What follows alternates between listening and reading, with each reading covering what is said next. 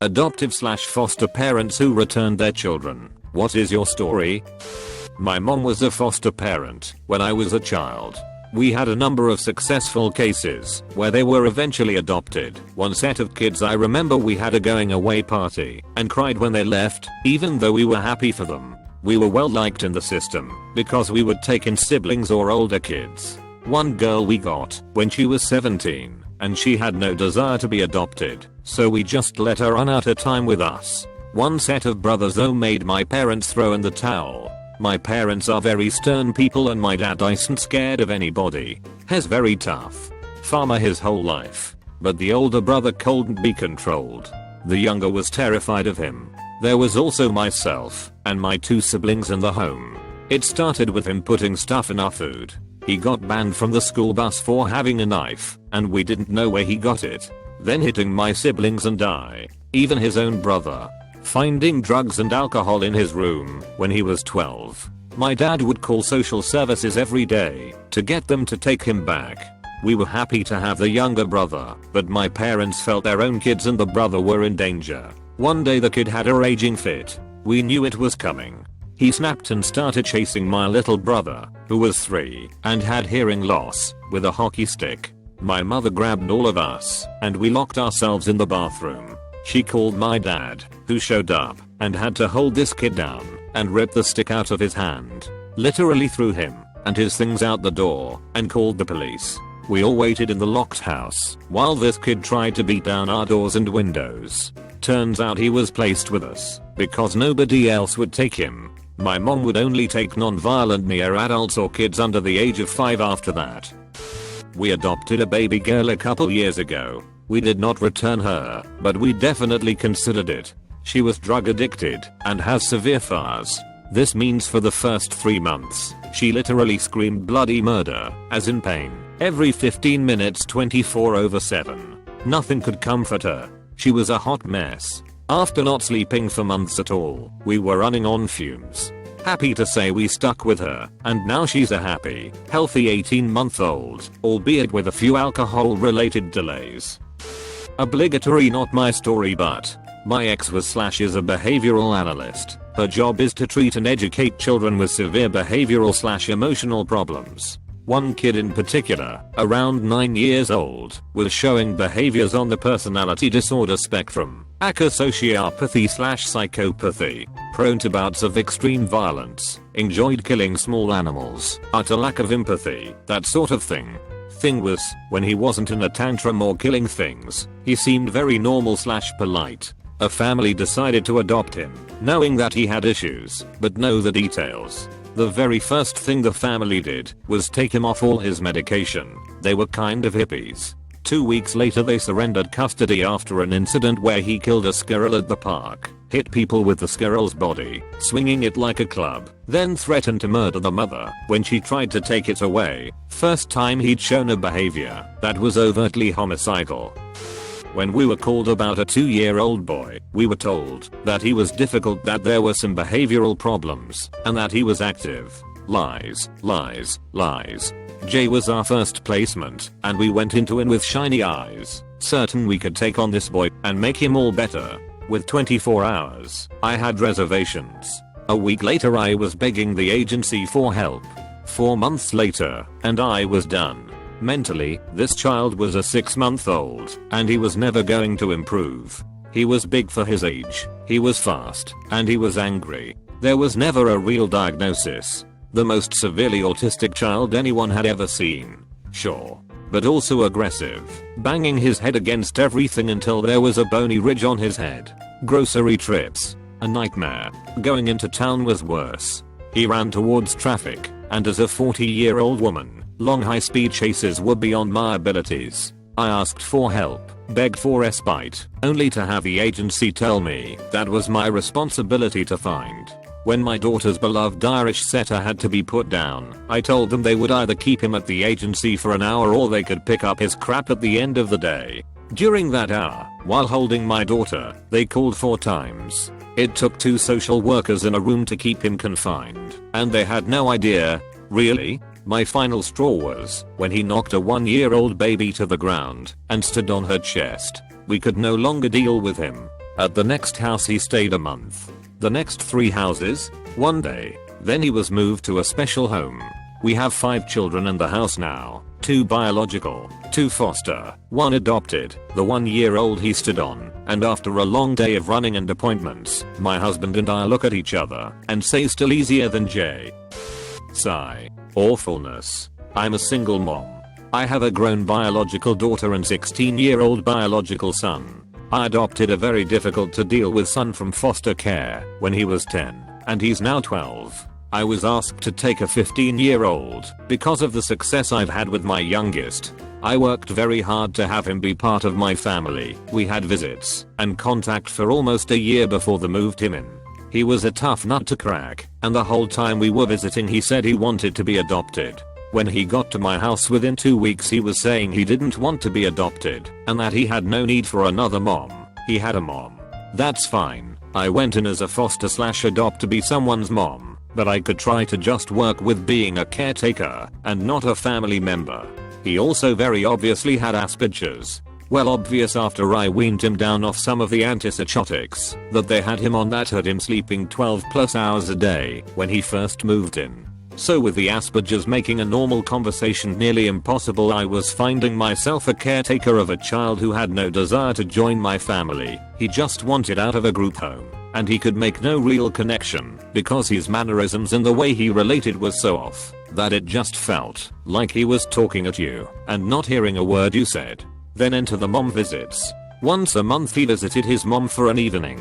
Then about a week later he would explode on me in ever increasingly violent ways. After each incident I tried to show him that I was there for him and that we could work on it, but he made it clear he felt no remorse, and if my biological son wasn't there, being bigger than him, and he was the biggest person in the house with me and my 12-year, then there was a pretty decent chance that would happen again. I didn't feel safe. So even though I spent a year visiting with him and had him in my house for 6 months, when he pulled a knife on me and my 12-year-old, and when I called 911 and found that it took the cops 45 minutes to get to my house, I had to tell the county that I no longer felt like it was a good idea for him to be there. But despite that seemingly like an easy decision, it was an awful one. I had gone into this to help kids, not bounce them back into the system. I'm the biological son of foster parents. They did care for at least 20 years, 10 before I was born, and 10 afterward. They also adopted my older sister at birth 2 years before that. On only 2 occasions have they asked the Ministry of Children and Families to remove a child from their home, and both times were very extreme cases. The first was before I came along. At the time they cared for a young man who to this day is spoken of as their most difficult child. It all reached a head when he deliberately attempted to set their truck on fire while they were all inside. The second case came not long before they chose to leave foster care. It is not the entire reason they left, but I believe it to be a contributing factor. Anyway, a particular young teen they had in their care was arguably one of the better behaved ones. Hell, I even considered him a good friend and a role model. That is until he raped my older sister one night and was gone the next morning. I'm legitimately surprised by how fast this occurred and how well they were able to hide it from me. I literally went to bed one night and the next morning he was gone. I wouldn't even find out what happened for 2 or 3 years. My sister was a foster child. She went through several homes. Most of the time it was because of the shitty environments she was placed in, like people who were clearly just using kids to get the checks and had upwards of 7 foster kids living in a double wide or something. But there were a couple times where she would be placed in a home and she wouldn't get along with the other kids, and the parents would ask for her to be moved so as to avoid conflict and ensure a better living environment for everyone. And other times, in her own words, she was a nightmare for the parents and they would eventually give up and ask for her to be rehomed. Edit, if you're wondering, we ended up adopting her.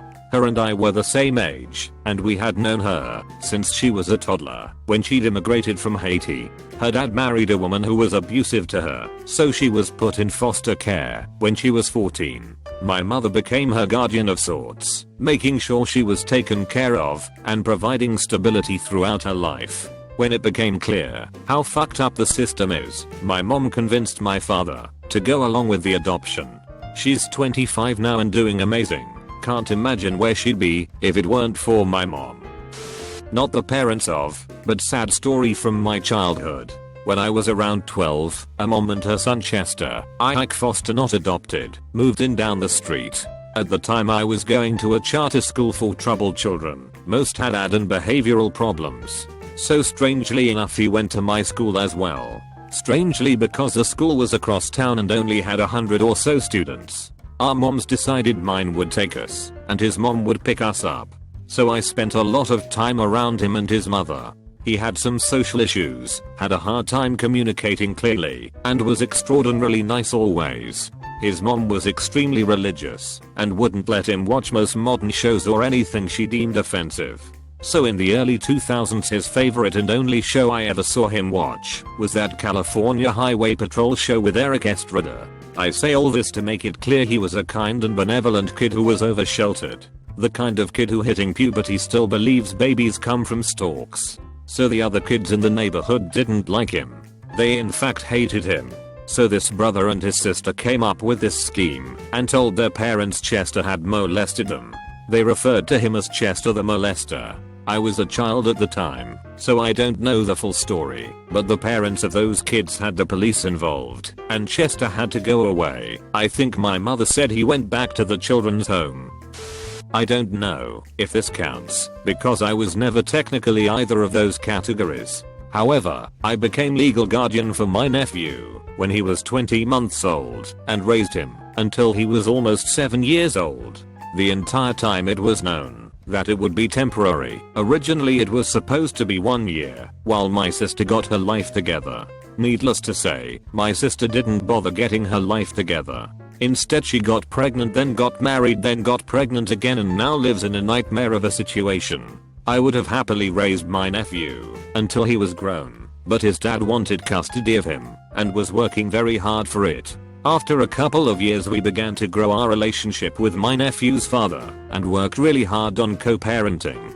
His dad remarried and has a young daughter now, and we felt that instead of trying to give my sister more and more time, we needed to end a guardianship for my nephew's sake. In reality, the longer we had him the harder it was to give him back. But as difficult as it was, I wanted to save him as much heartache as possible and have it over with while he was still young enough to heal. It doesn't help that we moved 400 miles away for my husband's job, but we are doing our best to visit him every 2 or 3 months, or have him come visit us. We also talk to him every single week. Well, as much as you can talk to a 7-year-old. We didn't want to give him back, but we knew in the long run it was what was best for him and his family and his relationship with his sister. My grandmother is a foster mother. I have several stories, but by far the most fucked up one is Lauren, name not changed cause fuck her. When Lauren came to live with us, she was a sweet Pentecostal girl who only wore skirts and never kissed. She was in foster care because her dad had sexually abused her.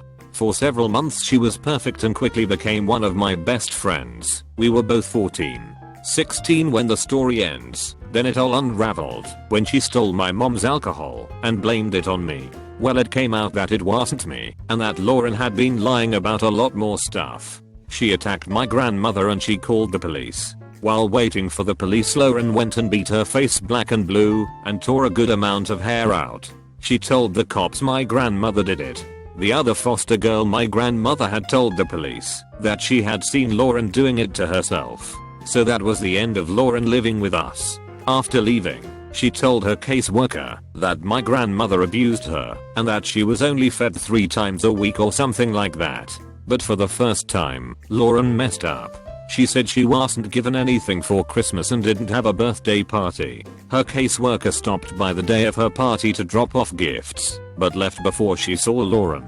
That was the beginning of everyone realizing how manipulating this girl was. About a year later, the trial for the sexual abuse happened. I wasn't there, but grandmother had been asked to be a character witness against Lauren, or something like that. I don't really know, and I don't think she actually testified, but this is what she told me. It came out that Lauren made every little bit of it up. Before foster care, Lauren was raised in a privileged home where she got everything she wanted. She wasn't even religious. She made up the Pentecostal thing to make my grandmother, and probably the other foster parents she was with, trust her more. When she was 12 she was dating a 24-year-old. I don't think he knew her real age until her parents caught them. She looked a lot older, and her parents forbid her from seeing him and took her phone away. So she called his mom and told her that her dad abused her. I'm not going into the details, but it was very detailed and graphic. And she made it all up. She ruined her father's business, her mother's business, her brother got bullied. All because she couldn't date a guy 12 years older and couldn't have her phone. I was on the fence about it after the trial. I couldn't believe she made it up. Her story never changed. But then she ran away from her foster home. She posted a video on Facebook stating she was safe, and she did in fact lie about everything. All she wanted was to go home to her parents, because she was living in an abusive foster home. I call bullshit on them being abusive, although I guess it's possible. She lied and manipulated everything so IDK. I'm late to the show, but we are in the middle of this very thing right now. As foster parents, we adopted our son when he was 3. We saw some behavior issues, but figured that it was nothing outside the norm for a traumatized child. When he was 9, he began sexually acting out. We put him in counseling. The day after Thanksgiving he threatened to kill himself, so his counselor advised us to have him hospitalized. A year later, 2015, he burned our home down a few days before Christmas. He's been gone since. He stayed in one residential facility for almost a year and transferred to another one this past January. He told his counselor he has stood in our doorway at night with a knife, contemplating killing us in our sleep. We made the decision not to allow him back home. In order to terminate our parental rights, we have to be investigated for child abuse, specifically abandonment. I'm a teacher, husband is a cop. It could mean we lose our jobs. Our other 2, younger, boys are scared of him. We hired a lawyer literally today and paid a $5,000 retainer. That's in addition to the thousands and thousands we've already spent replacing things that were lost in the fire and paying for his care. The system sucks. After we spoke to folks with the state, we were told he has to come home and hurt one of us for us to be able to avoid being charged with abandonment. It's a mess. I don't know that we'll ever really recover from it.